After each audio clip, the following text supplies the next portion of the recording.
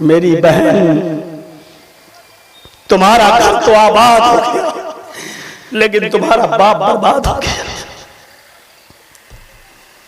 उसने पूछा क्या हुआ?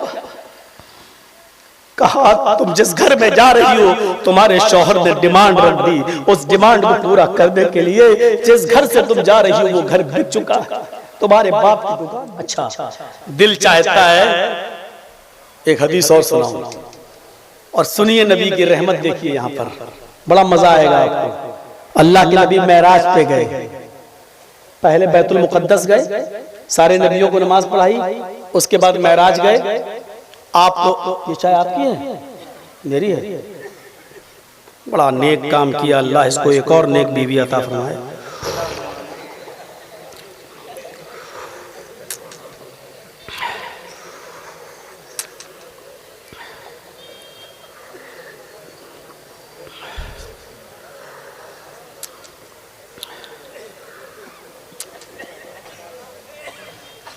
अल्लाह के नबी ने पहले तमाम अंबिया किराम को नमाज पढ़ाई और वहीं से आपको मेराज हुई, आप गए बैतुल मुकद्दस से आसमान के सफर पर। अब सुनिएगा जो चीज बताना चाहते हैं, मैं समझ रहा हूं कि जितना गौर से आप सुन रहे हैं, आप मुझे अभी तक 3-4 साल के अपने जलसे के दौरान बिहार और बंगाल में इतना गौर से हमने सुनने वाले लोग नहीं देखे। अगरचे बीच में थोड़ा बहुत डिस्टर्ब हुआ है, लेकिन और कल तो ये हाल था कि लास्ट में 20 आदमी रह गए थे। इतना लेट टाइम दिया कि लोग बस देखे आए, कौन है मौलाना? वो अच्छा यही है, वो मोदी के ऊपर बोलता है। बेचारे देखे और चले गए। तो वो सुनने नहीं आए थे, देखने आए थे कि कौन है। वो जेल में गया था, वो कौन मौलाना था। कुछ लोग बस ये देखने आए थे, चले गए बेचारे। आप बहुत दिल जमाई के साथ सुन रहे हैं तो सुनिए, मुझे भी अच्छा लग रहा है सुनाने में आपको। अल्लाह के नबी जब मेराज पे गए और 7वें आसमान पे गए, सिदरतुल मुंतहा तक पहुंचे और वहां से थोड़ा आगे बढ़े और जिब्राइल अमीन वहीं रुक गए। कहा आप आगे जाइए। कहा जिब्राइल आगे क्यों नहीं जा रहे हो? आगे नहीं जाऊंगा, जल के राख हो जाऊंगा। अल्लाह के नबी आगे गए, बहुत करीब हुए अल्लाह के, लेकिन अल्लाह को देखा नहीं। जो बात हुई पर्दे की ओर से हुई। बुखारी शरीफ की हदीस है, हजरत आयशा ने फरमाया कि जो शख्स ये कहे कि अल्लाह के रसूल ने मेराज पर अल्लाह के नबी ने अल्लाह को देखा है, वो झूठा है। अल्लाह को देखा नहीं। दुनिया की कोई आंख अल्लाह को नहीं देख सकती है। मूसा अलैहिस्सलाम ने कोशिश की देखने की, अल्लाह ने कहा नहीं देखोगे। नहीं मूसा, अल्लाह मैं तो देखूंगा। अल्लाह ने कहा लन तरानी, मूसा नहीं देख सकते हो तुम मुझे। नहीं अल्लाह मैं तो देखूंगा। अल्लाह ने कहा जाओ तूर पे चढ़ जाओ। पहाड़ पे चढ़ गए। अल्लाह ने हल्की सी तजल्ली दिखाई, नूर अपना रोशनी दिखाई। फखर्र मूसा साइका, पहाड़ उधर सुरमा बन गया, मूसा इधर बेहोश पड़े, नहीं देख पाए। दुनिया की कोई आंख अल्लाह को नहीं देख सकती। जब हम और आप मरेंगे, इंतकाल करेंगे, मैदान महशर होगा, हिसाब किताब होगा, जन्नत में चले जाएंगे। किसी ने पूछा अल्लाह के नबी क्या जन्नती लोग अल्लाह अल्लाह देखेंगे? फरमाया हाँ बिल्कुल उसी तरह जिस तरह तुम दुनिया में रहकर 14वीं रात के चांद को देखते हो, वो दुनियावी आंख नहीं होगी। वो मरने के बाद मैदान महशर में जब हमको दोबारा इकट्ठा किया जाएगा, जमा किया जाएगा, तो वो दूसरी आंख होगी, वो दूसरी रूह होगी जो हमारे अंदर आएगी। मेरे भाइयों, फिर उस आंख से हम अल्लाह का दीदार कर सकते हैं, लेकिन दुनियावी आंख से कोई अल्लाह का दीदार नहीं कर सकता। और जो लोग ये कहते हैं अल्लाह ने अपने नूर से मोहम्मद रसूलुल्लाह को पैदा किया, उनको सोचना चाहिए कि अगर अल्लाह ने अपने नूर से नबी को पैदा किया होता तो दुनिया का कोई इंसान नबी को देख ही नहीं पाता। क्यों? क्योंकि अल्लाह के नूर को देखने की ताकत दुनिया की किसी आंख में है ही नहीं। वो जल जाता, राख हो जाता, लेकिन सहाबा नबी को देख रहे हैं और देखकर ईमान भी ला रहे हैं। इसका मतलब यही है मोहम्मद रसूलुल्लाह को अल्लाह ने अपने नूर से पैदा नहीं। यही एक दलील काफी है। अगर अकल हो तो सोचने के लिए इतनी अकल काफी है, और ना अकल हो और ना समझो तो उसके लिए पूरा कुरान सुना दो तो वो नहीं समझेगा। तो मेरे भाइयों, पर्दे की ओर से बात हुई। बातचीत के बाद जब लौटे तो अल्लाह ने तोहफा दिया नबी को, और तोहफा तो जानते ही हो क्या मिला। आए मोहम्मद सल्लल्लाहु अलैहि वसल्लम, मैंने आपके ऊपर 50 आपकी उम्मत पर 50 वक्त की नमाज फर्ज कर दी। कितने वक्त की नमाज फर्ज हुई? 50। खुश हो गए अल्लाह के रसूल। देखिए नबी खुश हैं और लेके आ भी रहे माशाअल्लाह, 50 वक्त की नमाज का तोहफा मिला है, खुश होके आ रहे हैं। अब आएंगे तो 7वें आसमान से जब आएंगे तो पहले छठा आसमान पड़ेगा, फिर 5वां, फिर 4था, फिर तीसरा, दूसरा, उल्टे आ रहे हैं ना अब तो आसमान से। तो जब 7वें आसमान से लौटे तो छठे पे पहुंचे। जब छठे पे पहुंचे तो कौन मिल गया? मूसा अलैहिस्सलाम। कहाँ जा रहे हो? वापस दुनिया में। क्या मिला है कुछ बताओगे? हाँ, अखबिरनी या मोहम्मद, ऐ मोहम्मद मुझे बताओ, खबर दो, क्या मिला आपको? अल्लाह ने क्या दिया? 50 सलातन या मूसा 50 वक्त की नमाज। हजरत मूसा ने ताज्जुब से कहा कितनी? अल्लाह के नबी ने कहा 50, मुस्कुराते हुए 50। अरे जल्दी जाओ, जल्दी जाओ। कहां जाओ? अरे दोबारा जाओ, अल्लाह के पास आसन कराओ। क्यों? अरे जाइए ना, बहुत है 50 वक्त की नमाज।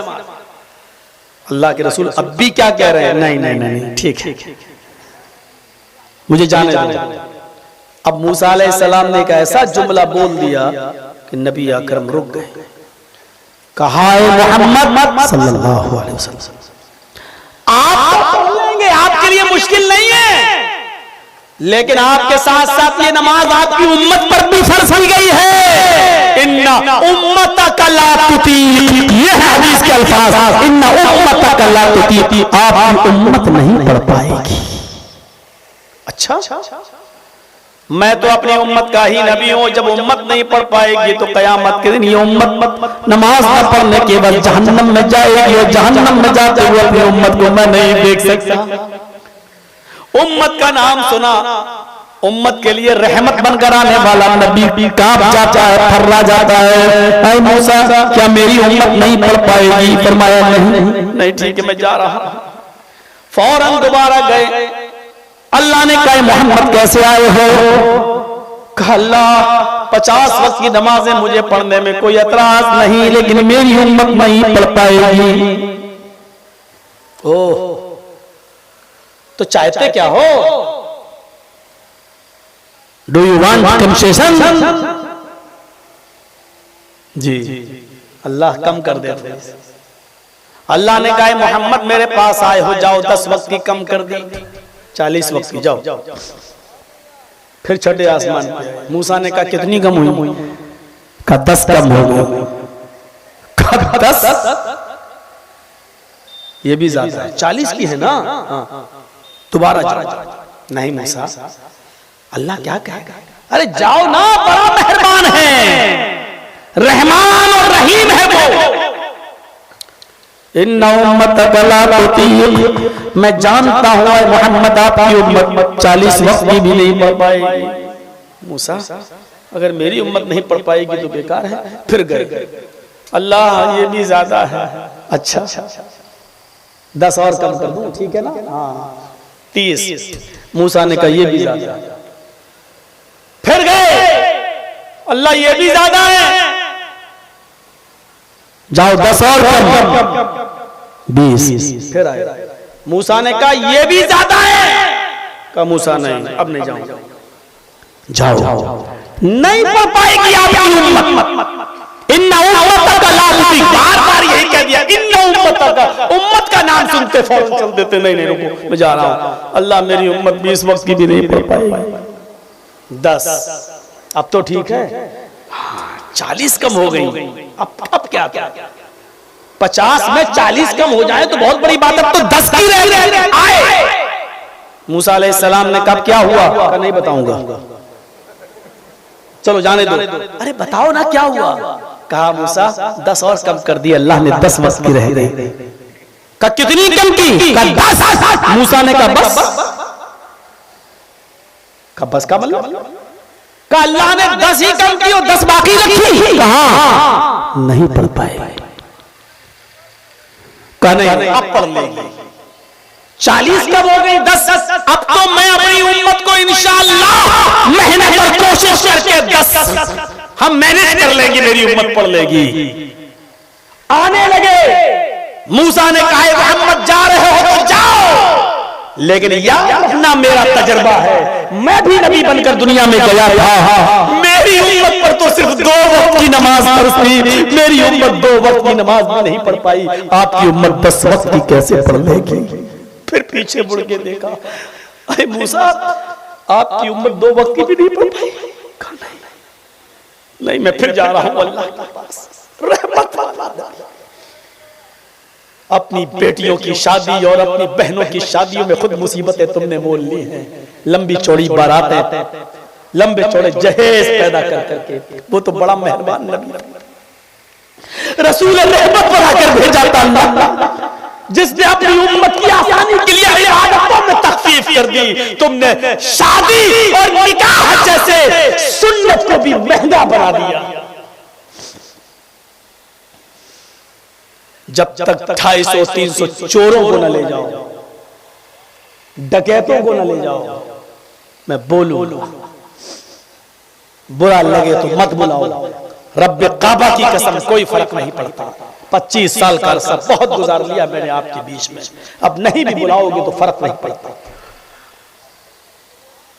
जरा तसव्वुर करो, किसके यहां खाते हो तुम? लड़की वाले के यहां बाराती बनकर। शर्म नहीं आती तुम्हें?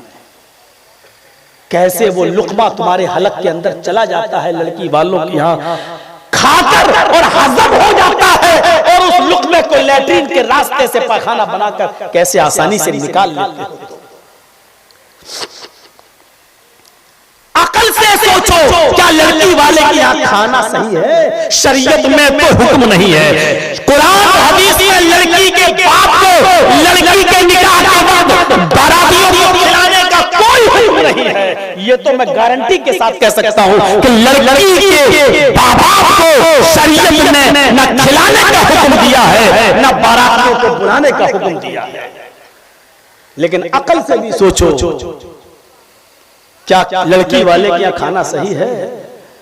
वो लड़की की माँ और लड़की का बाप जिसके दिमाग में ये भरा पड़ा है कि आज जिस हमने अपनी बेटी को 17 साल 18 साल 20 साल तक बड़े नाजों से पाला है, उसके नखरे बर्दाश्त किए हैं, हमने उसको बुखार पर नहीं आने दिया, जिसको बड़े नाजों नेमतों में पाला है, आज हमारी बेटी की रुखसती हो रही है, आज उसकी डोली जा रही है, मेरे घर से वो किसी पराए घर जा रही है। एक तो उसके घर के माँ बाप को ये फिक्र लायक है कि मेरी बेटी आज मुझसे रुखसत हो रही है, जुदा हो रही है, एक तरफ उसको अपनी बेटी की जुदाई का गम है, और उस गमगीन माहौल के अंदर तुम्हारे ज़मीर, तुम्हारे कलेजे, तुम्हारे दिल कैसे ये गवारा कर लेते हैं कि उनके घर खाने का लुकमा तुम्हारे हलक के नीचे उतर जाता है। और दूसरी तरफ उस लड़की के बाप और माँ को हजारों टेंशन, उसके भाई को हजारों टेंशन दिमाग में कि मेरी बहन मेरी बेटी आज इस घर में जा रही है, पता नहीं उस घर के माहौल में वो अपने आप को एडजस्ट कर पाएगी या नहीं कर पाएगी। यहाँ उसकी छोटी मोटी गलतियां उसकी माँ नजरअंदाज कर देती थी, मैं उसका बाप नजरअंदाज कर देता था, वहां उसकी सास छोटी मोटी गलतियों को नजरअंदाज करेगी या नहीं, उसकी नंद नजरअंदाज करेगी या नहीं।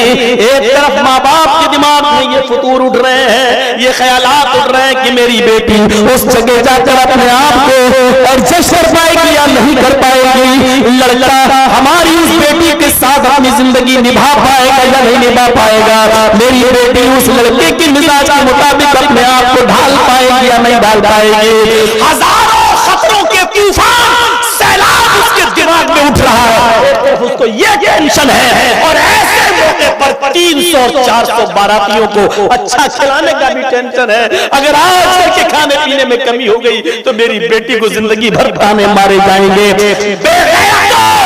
बेशर्मी की हया सारी तोड़ती है, हदें तोड़ती है, लड़की वालों की यहाँ बेशरम बन के खाना खाते हुए तुम्हारा जमीन मर गई कैसे गया?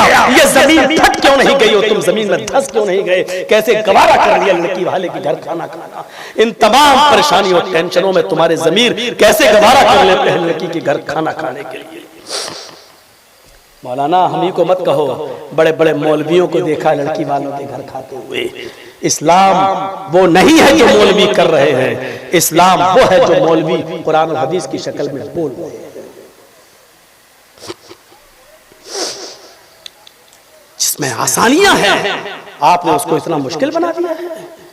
और सुना था ना, कहां मैं बोला था, हैं कुरसैल के अंदर, फिर एक तरफ जहेज और एक बहुत बड़ा शायर गुजरा है, मीर तकी मीर, अपनी बेटी की शादी की। शादी में 15 दिन बाकी रह गए, लड़के की तरफ से डिमांड आ गई, मुझे ये चीज चाहिए। लड़की को पता नहीं था, बाप ने उसकी डिमांड पूरी करने के लिए चुपके से घर बेच दिया, दुकान बेच दी। अच्छा लड़का था, शानदार तरीके से शादी कर दी, जो लड़के ने मांगा सब कुछ दे दिया। अभी तक मीर तकी मीर की बेटी को पता नहीं।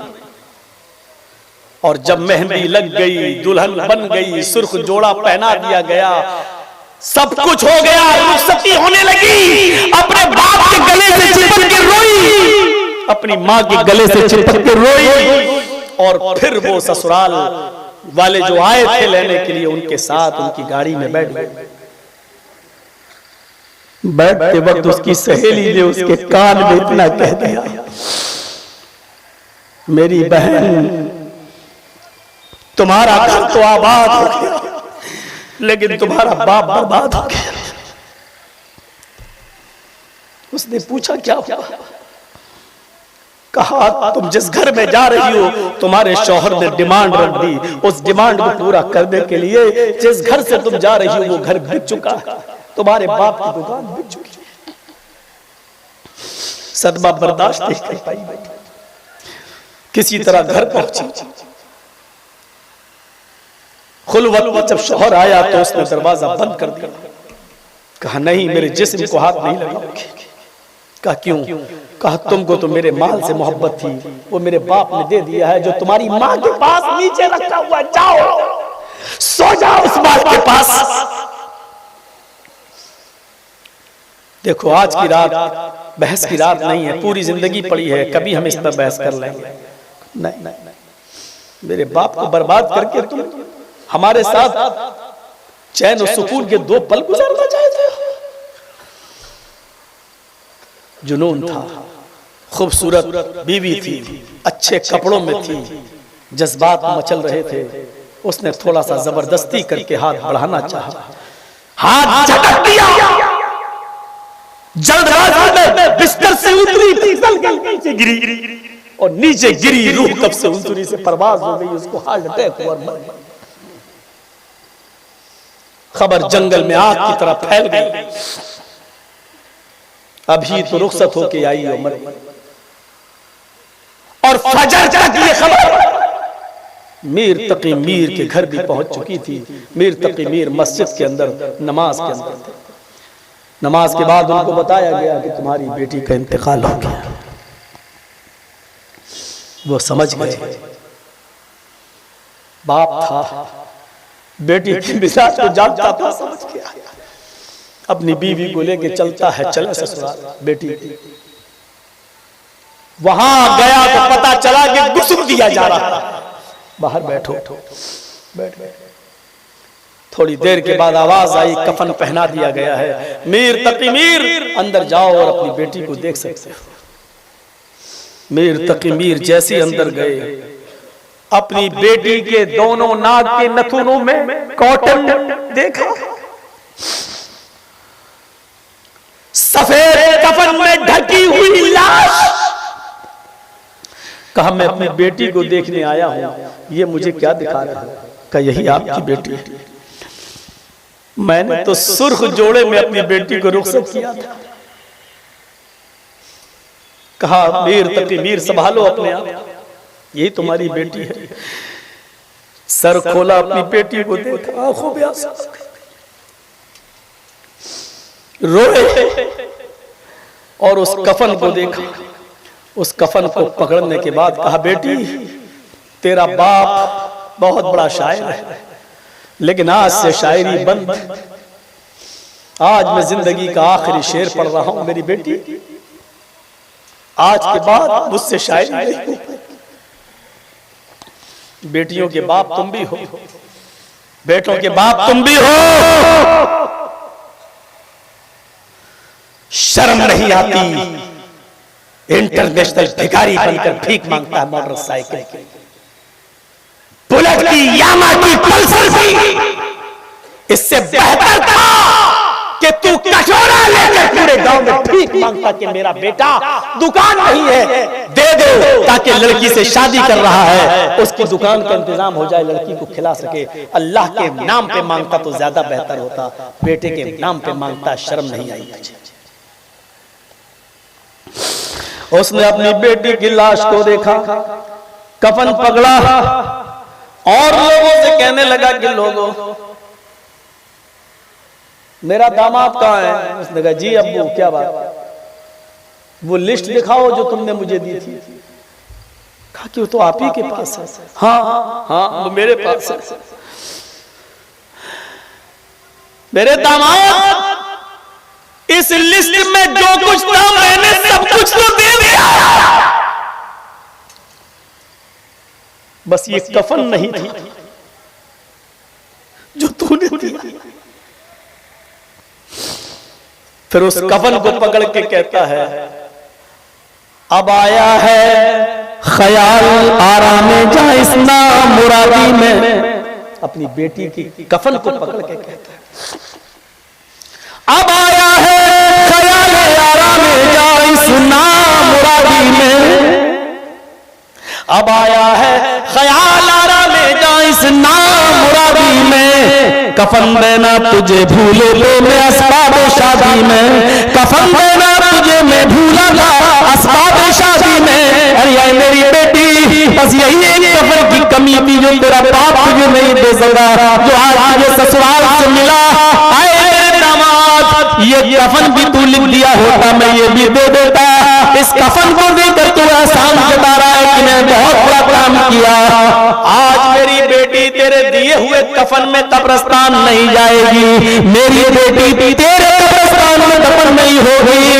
लोगों में अपनी बेटी के जनाजे को लेके जा रहा हूं। अपने पास जो कपड़ा लाया था उसने उस कपड़े में अपनी बेटी को लपेट दिया और अपने दामाद की तरफ से दिया हुआ कफन अपने दामाद के मुंह पे मार दिया और कहा कि मैं अपने कफन ही में अपनी बेटी को दफना दूंगा और अपने आबाई कब्रिस्तान में अपनी बेटी को दफनाऊंगा।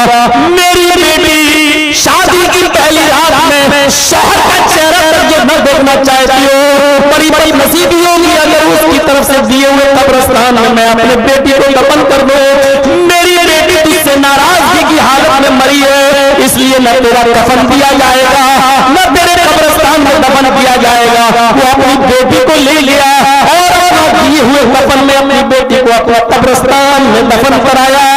इस शेर को फिर से सुनिए, अब आया है ख्याल आराम जाइसना मुरादी में। कफन देना तुझे भूला था मैं असबाब शादी में। सोचो आज तुम और हम सब सोचे, हमारी भी बेटी है, आपकी भी बेटियां हैं, हमारे और आपकी बेटियों के साथ अगर ऐसा हो तो क्या बीतेगा, ये सबका जिम्मेदार है जहेज और उसकी लानत आज हमारे माशरे में नासूर बन चुकी है, कैंसर बनकर पूरे जिस्म में फैल चुकी है। न इसको कोई छोड़ने के लिए तैयार है, न देने वाला देने से और न लेने वाला लेने से पीछे हट रहा है। ये मुआशरे का सबसे भयानक कैंसर बन चुका है। इस कैंसर से अपने आप को बचाइए, वरना ये जहेज का कैंसर हमारी बेटियों को गैर मुस्लिमों के लड़कों के साथ भागने पर मजबूर कर देगा। ये जहेज की बुराई हमारी मां बहन बेटियों को बजरंग दल और विश्व हिंदू परिषद के लड़कों के साथ जाने पर मजबूर कर देगी, क्योंकि तुम्हारे पास जहेज नहीं होगा और वो बढ़ती हुई जवानी को कंट्रोल नहीं कर पाएंगी। इसलिए जब जवानी का सैलाब भरेगा तो वो रास्ता निकाल लेगा कि हमको कहाँ जाना है। इसलिए याद रखिए, इन बच्चियों की इज्जत और आबरू को बचाने की जिम्मेदारी समाज के ऊपर है, चौधरियों के ऊपर है, सरमायादारों के ऊपर है, अमीरों के ऊपर है और जिम्मेदारों के ऊपर है। अगर मदरसा बना सकते हो और मदरसे की कमेटी बना सकते हो तो इन नौजवान लड़के और लड़कियों की शादी और जहेज जैसी लानत को खत्म करने के लिए भी कमेटी बनाइए और उस कमेटी में ये तय करिए, जो जहेज मांगेगा उसका बाइकाट, जो जहेज देगा उसका बाइकाट, जो जहेज लेगा उसका बाइकाट, न उसकी हम मौत में शामिल होंगे न उसकी शादी में शामिल होंगे जब तक आप कड़ा एक्शन नहीं लेंगे। माफ कीजिएगा, जहेज जैसी लानत रुकने वाली नहीं। कड़ा एक्शन लीजिए, कड़ा जरूरत है वक्त की, कड़ा एक्शन लीजिए। अब आया है ख्याल लारा में जा इस्लाम मुरादी में, कफन देना तुझे भूले थे हम असबाब शादी में। ओफ, वाकई मेरा दिमाग भी कहां खराब हो गया है, कहां से निकला और कहां पहुंच गया। कहा मूसा मेरी उम्मत नहीं पढ़ पाएगी 10 टाइम की भी, कहा नहीं पढ़ पाएगी। आपकी उम्मत 2 वक्त की नहीं पढ़ पाएगी, कहा नहीं। रहमतुल लिल आलमीन की रहमत को जोश आया, बार बार रब के पास जा रहा है। जब सुना ना मेरी उम्मत 10 वक्त की भी नहीं पढ़ पाएगी, फिर चले गए। अल्लाह ने मोहम्मद 40 कम हो गई, अब क्या चाहते हो? अल्लाह मूसा की उम्मत 2 वक्त की भी नहीं पढ़ पाई, मेरी उम्मत 10 वक्त की कैसे पढ़ लेगी? तो कहा क्या चाहता है और कर दूं? कहा 5, ठीक है ना? हाँ ठीक, डन, अब हो गया, डन, लग गई मोहर, चले। मूसा ने कहा क्या हुआ? कहा मूसा अब कहोगे तब भी नहीं जाऊंगा। क्यों? 2 वक्त की रह गई? कहा नहीं 5 वक्त की। मूसा ने कहा यह भी ज्यादा है। कहा अगर ज्यादा है तो बनी रहने दो। कहा एक बार और जाइए। अल्लाह के नबी ने यहाँ कसम खा ली, रब्बे काबा की कसम, उसकी कसम जिसके कब्जे में मेरी जान है, अब मैं नहीं जाऊंगा। मुझे अपने रब के पास बार बार जाने में शर्म आ रही है। जैसे ही नबी ने ये कहा मुझे अपने रब के पास बार बार जाने में शर्म आ रही है, वही आवाज आती है मोहम्मद मैंने 5 वक्त की नमाज पर मोहर लगा दी है। तुम मेरी रहमत से शर्मा गए, तुम मेरे रहमत करम से शर्मा गए, मेरी रहमत से आया खा गए। मुझे कसम है अपने इज्जत और जलाल की, अगर तुम एक बार और आ जाते तो मैं और कम कर देता। रसूल अपनी रहमत दिखा रहे हैं, रहमान रहीम अपनी रहमत पे उतरा हुआ है। अगर एक बार और आ जाते तो मैं और कम कर देता। मुझे कसम है अपने इज्जत और जलाल की, तुम एक बार और आ जाते तो मैं और कम कर देता। लेकिन अब तुम कह चुके हो, अब जबान से निकल चुका है कि मैं रब्बे काबा की कसम, उसकी कसम जिसके कब्जे में मेरी जान है, मैं नहीं जाऊंगा। बार बार शर्म आती है मुझे। जब तुम आने के लिए तैयार नहीं तो अब हम कम करने के लिए तैयार नहीं। जाओ 5 वक्त की नमाज अब फर्ज हो चुकी है। कितने सोच रहे होंगे काश एक बार और चले गए होते। मूसा ने कहा था एक बार और चले गए होते तो 3 वक्त की और कम हो जाती, 2 ही रह जाती। सुबह पढ़ लो और शाम को पढ़ लो और सो जाओ। नहीं, मूसा के इस जुमले पर गौर करो कि मेरी उम्मत पर 2 वक्त की फर्ज थी, मेरी उम्मत 2 वक्त की भी नहीं पढ़ पाई। आपकी उम्मत कैसे पढ़ लेगी? 5, 10 वक्त की नहीं पढ़ पाएगी। इस जुमले पर गौर करो, यानी 2 वक्त की भी नहीं पढ़ पाई। अगर अल्लाह के रसूल एक बार और चले गए होते और कम हो जाती, 2 वक्त की भी रह जाती। जिसको नहीं पढ़ना वो 2 वक्त की भी नहीं पढ़ता, और पढ़ने वाले 5 वक्त की भी पढ़ रहे हैं और 5 वक्त के साथ साथ तहज्जुद की नमाज भी पाबंदी से पढ़ लेते हैं। उनके ऊपर कोई मुश्किल नहीं होता है। वो खेत जोत रहे तब भी पढ़ लेते हैं, वो किसी ऑफिस में काम कर रहे तो उधर भी वक्त निकाल लेते हैं। मेरे प्यारे साथियों, 5 वक्त की नमाज जो पाबंदी से पढ़ रहा है वो पाबंदी के साथ नमाज पढ़ने के साथ साथ तहज्जुद भी पढ़ लेता है।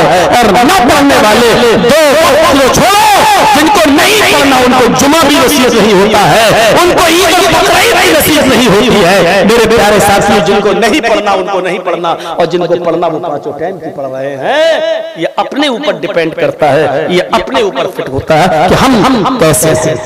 अल्लाह के रसूल तो 50 वक्त की भी नमाज पढ़ने के लिए तैयार थे, लेकिन अपनी उम्मत के लिए, मेरा नबी अपनी उम्मत के लिए बार बार जाता।